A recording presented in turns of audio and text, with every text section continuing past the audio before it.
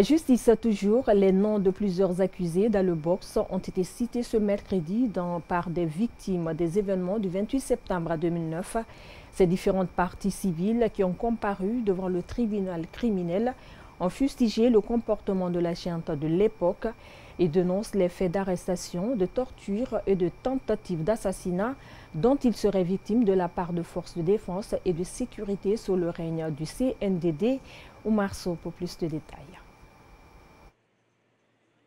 Alors qu'il est renvoyé devant le tribunal criminel pour des faits présumés de viol, ce sont de nouvelles accusations auxquelles Mamadou Aliou Keita devrait faire face dans ce procès des événements du 28 septembre 2009. Abdoulaye Djibril Bari de la partie civile l'accuse de non-assistance à personne en danger. Une déclaration rejetée par l'un des avocats qui assure la défense du gendarme cité et qui est dans le box des accusés. La partie civile dit simplement qu'il connaît Mamadou Aliou Keita.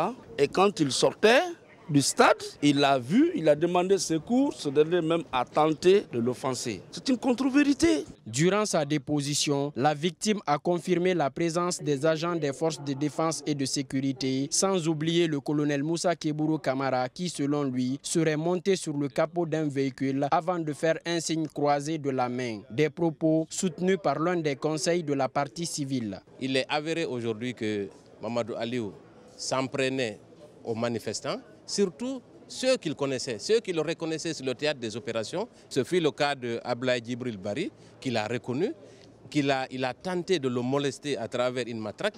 Quand il n'a pas réussi, il a sorti son couteau et a voulu le poignarder. Le débat s'est également posé autour du procès verbal du comparant. Malgré que les informations et le contenu du PV de Abdoulaye Djibril Bari correspondent à sa version des faits, la victime déclare ne pas être l'auteur de la signature sur le dit document. La partie civile et le parquet ne se sont pas opposés à ce que cela affecte le déroulement de son audition. Cependant, l'un des avocats de la défense a refuté la démarche. Le président du tribunal a ordonné la poursuite de l'audience au motif de statuer sur la question au moment opportun. Sur les cas de torture, l'accusé dans le box en la personne de Paul Mansa Guilavogui a été indexé par une autre victime des événements du 28 septembre 2009.